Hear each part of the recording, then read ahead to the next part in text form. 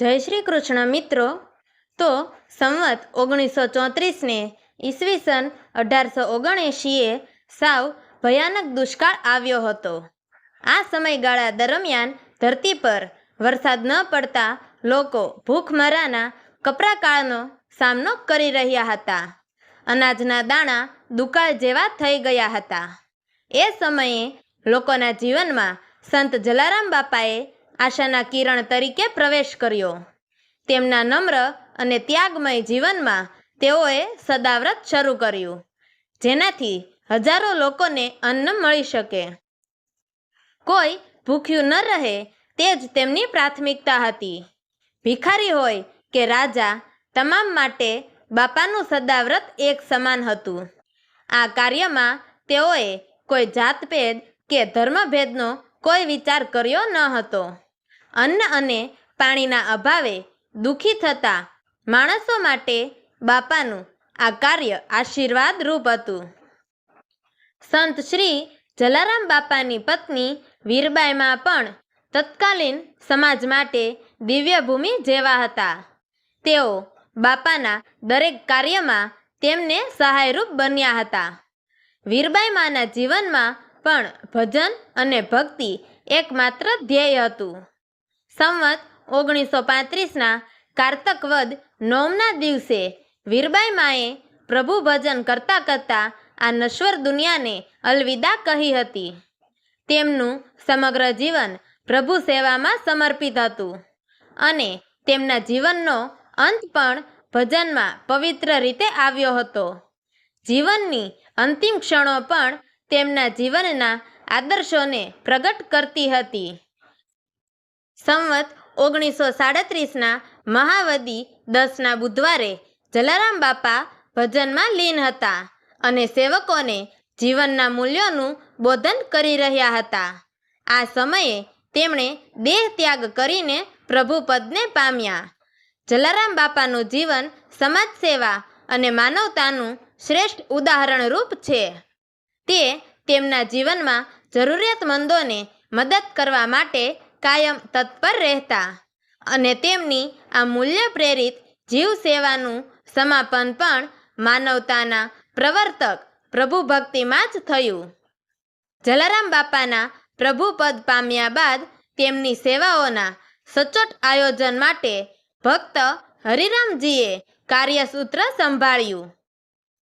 ફાગણ સુદ 7ના શુક્રવારે તેમણે આ કાર્યનું સંચાલન શરૂ કર્યું। જલારામ બાપાના દેહ ત્યાગ બાદ સંવત 1937માં હરિરામજીએ વિધિવત સંત મેળાનું આયોજન કર્યું, જેના પર લગભગ 30,000 રૂપિયાનો ખર્ચ થયો હતો। 3 દિવસ ચાલેલા આ મેળામાં આશરે 1 લાખ શ્રદ્ધાળુઓ ઉપસ્થિત રહ્યા હતા। આ પ્રસંગે વીરપુરના પ્રખ્યાત ઠાકોર શ્રી સુરાજી બહાદુરે પોતાના 3 દિવસ ઘોડેસવાર થઈને આ મેળાની વ્યવસ્થા તથા શાંતિ જાળવવામાં મદદ કરી હતી। બીજી એક મહત્વની ઘટના તે સમયે ઘટી હતી, જ્યારે વાડાસડા ગામના નારણભાઈ નામના બાપાના ભક્તે તેમના ગુરુના ફૂલ ગંગામાં પધરાવવા માટે સાત્વિક નિષ્ઠા બતાવી હતી। નારણભાઈએ પગપાળા ગંગાજી સુધીના લાંબા માર્ગની યાત્રા કરી, જે તેમને માટે શારીરિક તેમજ આધ્યાત્મિક તપસ્યા સમાન બની હતી।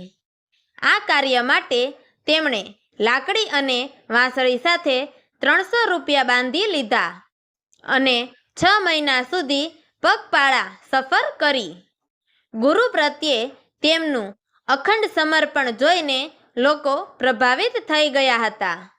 ગુજરાત રાજ્યના રાજકોટથી આશરે 52 કિલોમીટર દૂર સ્થિત નાનું ગામ વીરપુર આજે જગવિખ્યાત તીર્થ સ્થળ છે। અહીં સ્થિત શ્રી જલારામ મંદિરમાં બાપાના જીવનકાળ સાથે જોડાયેલી વસ્તુઓ તથા ભક્તિમાં લીન રહેલા ભજનોનું પવિત્ર માહોલ છે। આ મંદિરમાં સંત જલારામ બાપાના ઐતિહાસિક શ્વેત-શ્યામ ફોટા છે, જે તેમના પરલોક ગમનના 1 વર્ષ પહેલા લેવામાં આવ્યા હતા.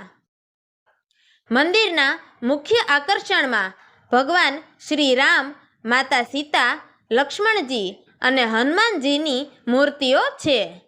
બાપાના જીવનમાં પ્રખ્યાત થયેલી જોડી અને દંડ અહીં ખાસ આકર્ષણ છે, જેને ભગવાને બાપાને તેમના સદ્ગુણો માટે પ્રદાન કર્યા હતા.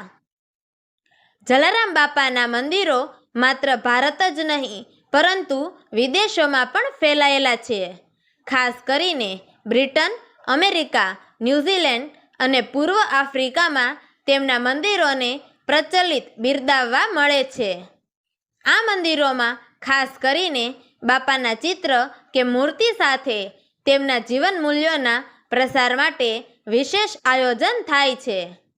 વીરપુરમાં ભક્તો દાનની પરંપરાને આગવી રીતે જાળવી રાખે છે. 9 ફેબ્રુઆરી 2000 પછી મંદિર દ્વારા કોઈ દાન સ્વીકારવામાં આવતું નથી. દાન વગર ચાલતું આ મંદિર ભારતના શ્રદ્ધાના મહાન ઉદાહરણ રૂપે ગણાય છે.